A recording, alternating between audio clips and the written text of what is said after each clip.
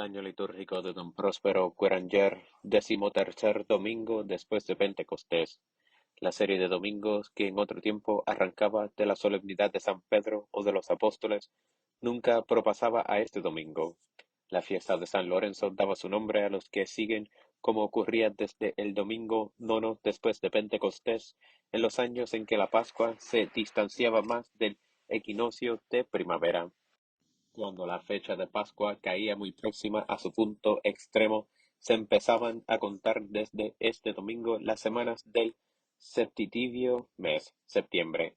Las temporadas de otoño pueden caer ya en esta semana, pero también puede ocurrir que no lleguen hasta el 18º domingo. En nuestra explicación seguiremos el orden adoptado en el misal, que las pone a continuación del 17º domingo después de Pentecostés.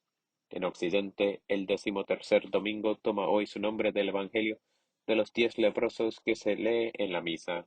Por el contrario, los griegos, para quienes es el domingo 13 de San Mateo, leen en él la palabra de la viña, cuyos obreros llamados a diversas horas del día reciben todos idéntica recompensa.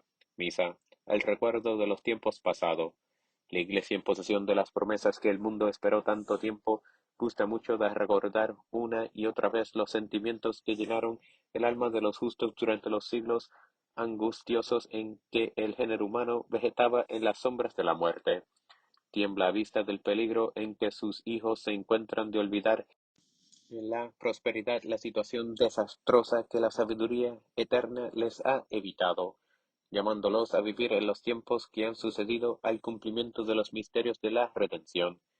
De un olvido así tendría que nacer naturalmente la ingratitud que el Evangelio del día justamente condena. Por eso la epístola y antes que ella el introito nos transportan al tiempo en que el hombre vivía solo de esperanza, bien que se le hubiese hecho promesa de una alianza sublime. Esta debía consumarse en los siglos posteriores, mas entretanto el hombre, en espera de volver a encontrar el amor, se hallaba en una gran miseria, a merced de la perfidia de Satanás y expuesto a las represalias de la justicia divina. Introito. Mira a tu alianza, Señor, no desampares por siempre las almas de tus pobres. Levántate, Señor, y defiende tu causa, y no olvides las voces de los que te buscan. Salmo. ¿Por qué, oh Dios, nos has rechazado para siempre? ¿Por qué se ha encendido tu furor contra las ovejas de tus pastos? Gloria al Padre. Las virtudes teologales. Hace 8 días vimos el papel que desempeña la fe y la importancia de la caridad en el cristiano que vive en la ley de la gracia. La esperanza le es necesaria también porque, aunque sustancialmente posea los bienes que le harán feliz por toda la eternidad, la oscuridad de este mundo de destierro se los oculta a la vista. Además, la vida presente como tiempo de prueba en que debe cada uno merecer su corona hasta que el final de la misma sientan aún los mejores la incertidumbre y las amarguras de la lucha. Por eso debemos implorar con la Iglesia en la colecta al aumento en nosotros de las tres virtudes fundamentales de la fe, esperanza y caridad. Mas, para llegar a gozar en el cielo del pleno cumplimiento de todos los bienes que Dios nos ha prometido, no es necesaria desde ahora la gracia de amar de todo corazón sus mandamientos, que son el camino que lleva allá y se resumen según el Evangelio del domingo pasado en el amor. Colecta. Omnipotente y sempiterno Dios, danos aumento de fe, esperanza y caridad, y para que merezcamos alcanzar lo que prometes, haznos amar lo que mandas por nuestro Señor Jesucristo. Epístola. Lección de la epístola del apóstol San Pablo a los Galatas. Hermanos, las promesas fueron hechas a Abraham y a su descendiente. No dice, y a sus descendientes, como si fuesen muchos, sino como si fuese uno solo, y a tu descendiente que es Cristo. Y yo digo esto, que el pacto confirmado por Dios no fue abrogado por la ley, publicada 430 años después, y la promesa fue anulada, porque si la herencia viniese por la ley, ya no vendría por la promesa, pero Dios hizo la donación a Abraham por promesa. ¿Para qué sirve pues la ley? Fue puesta por causa de las transgresiones, hasta que viniese el descendiente a quien había sido hecha la promesa, y fue promulgada por ángeles, y por mano de un mediador. Pero el mediador no es de uno solo, Dios en cambio es uno solo. Luego, ¿la ley va contra las promesas de Dios? De ningún modo, porque si se hubiese dado una ley que pudiese vivificar, entonces la justicia vendría verdaderamente de la ley, pero la Escritura lo encerró todo bajo del pecado, para que la promesa fuese dada a los creyentes por la fe en Jesucristo. La libertad del cristiano, a lo largo de este dilatado periodo del tiempo que sigue a Pentecostés, dedicado a glorificar la acción del Espíritu Santo como santificador del mundo, la Iglesia se complace en recordar con frecuencia en la liturgia los acontecimientos memorables que libertaron al hombre del yugo de la ley del temor para someterle al suave y ligero de la ley del amor. La epístola de este domingo 13º nos recuerda que la obra divina de nuestra liberación se fue preparando muy lentamente, como los judíos continuaban teniéndose por un pueblo privilegiado y sostenían por eso que la salvación sólo se podía conseguir por la observancia de la ley mosaica. Ley de esclavitud, San Pablo les recuerda al instante que la salvación se prometió mucho antes de Moisés y que la promesa va vinculada no a la ley mosaica, sino a la fe en él que algún día había de venir al mundo para redimir a los hombres. Al cumplirse esta promesa, la ley antigua quedó para siempre anulada. La promesa mesiánica. Ahora bien, los judíos conocen mejor que nadie esta promesa y sus particulares condiciones. La hizo Dios en la antigüedad a Abraham, la renovó a los patriarcas y la confirmó con juramento. Esa promesa en la posteridad de Abraham siempre tiene en vista al que es la fuente y origen de la bendición. Por eso no dice el texto sagrado que las promesas vayan dirigidas a Abraham y a sus hijos, sino a su hijo, a su vástago, al único de quien históricamente se puede afirmar que es la bendición del mundo. Cuando un hombre promete, su promesa puede cambiar, y sólo es definitiva después de su muerte, pero como Dios no puede morir, la firmeza de la promesa divina queda asegurada de otra manera, por su solemnidad, por su reiteración con un juramento. Siendo así de firmes los designios de Dios, no se puede admitir que la ley mosaica, que llegó 430 años más tarde que la promesa, la pudiese anular, como no pudo tampoco romper el pacto hecho por Dios. Por tanto, una de dos: la justificación, filiación divina, herencia del cielo y todo cuanto nos une con el orden sobrenatural, o lo debemos a la ley dada a Moisés o la promesa que hizo el Señor a Abraham. Mas no cabe duda, todo ha venido a nosotros en atención a la promesa hecha a Abraham y no en atención a la ley que dio Dios a Moisés. La ley y la promesa. Pero entonces, ¿cuál fue el objeto, la función de la ley? Es una institución divina sin por qué. De ninguna manera, pero la distancia entre la promesa y la ley es inmensa. Así como la promesa proviene de la bondad de Dios, la ley fue ocasionada por el pecado. Es una medida higiénica y provincial. El mundo cada vez más depravado olvidaba los preceptos de la ley natural. Dios los promulgó nuevamente y queriendo venir al mundo, se escogió un pueblo que separó de los otros pueblos y constituyó guardián de la promesa hasta el día en que se cumpliese, es decir, hasta que viniese el retoño en quien debían ser bendecidas todas las naciones. Y este carácter de la ley, en cuanto es distinta de la promesa, se echa de ver hasta en el modo de su promulgación. La ley es una institución motivada por las circunstancias, en vez de ser como la promesa una disposición espontánea y derivada totalmente del corazón de Dios. Además se sirvió de los ángeles como intermediarios para instituirla, porque Dios reserva para sí una intervención personal para más tarde. Finalmente, dicha ley se confió a manos de un mediador, Moisés.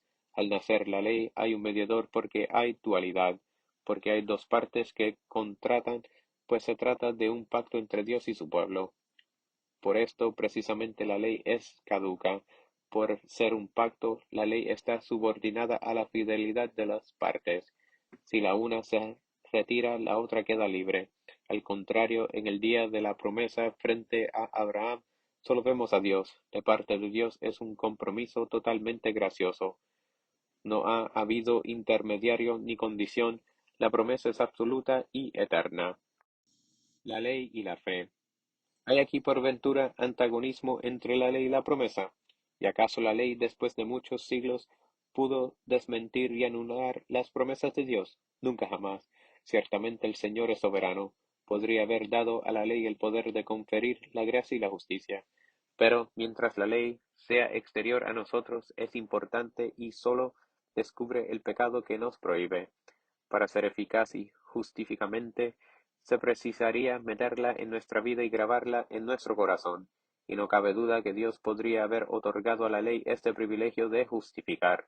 Pero la Escritura, que nos revela el pensamiento de Dios, nos enseña que hubo una promesa y que hasta el día de su cumplimiento Dios quiso que toda la humanidad permaneciese cautiva bajo el yugo del pecado, para que tuviese ocasión y tiempo de reconocer en medio de su impotencia que la justicia es manifiestamente el fruto de la promesa, y no de la ley, fruto obtenido por la fe en Jesucristo. Gradual. Mira a tu alianza, Señor, y no olvides para siempre las almas de tus pobres. Levántate, Señor, y defiende tu causa. Acuérdate del oprobio de tus siervos. Aleluya, aleluya. Señor, tú has sido nuestro refugio de generación en generación. Aleluya. Evangelio, continuación del Santo Evangelio según San Lucas. En aquel tiempo, yendo Jesús a Jerusalén, pasaba por medio de Samaria y de Galilea, y al entrar en cierta aldea, le salieron al encuentro 10 leprosos, los cuales se pararon de lejos y alzaron la voz diciendo, Jesús, Maestro, ten piedad de nosotros. Cuando los vio, dijo, Id, mostraos a los sacerdotes. Y sucedió que mientras iban quedaron limpios. Y uno de ellos, cuando se vio limpio, se volvió glorificando a Dios a grandes voces, y se prosternó ante sus pies, dando gracias. Y este era un samaritano. Y respondiendo Jesús dijo, ¿no han sido 10 los curados? ¿Y los 9? ¿Dónde están? ¿No ha habido quien volviese y diese gloria a Dios sino este extranjero? Y le dijo, levántate, vete, que tu fe te ha salvado. Los dos pueblos, el leproso samaritano, curado de su horrible enfermedad, figura del pecado, representa en compañía de 9 leprosos de nacionalidad judía, la raza desacreditada de los gentiles, admitida al principio por misericordia a participar de las gracias destinadas a las ovejas perdidas de la casa de Israel. La diferente conducta de estos 10 hombres en ocasión del milagro obrado en ellos corresponde a la actitud de los dos pueblos de que son figura ante la salvación que el Hijo de Dios trajo al mundo.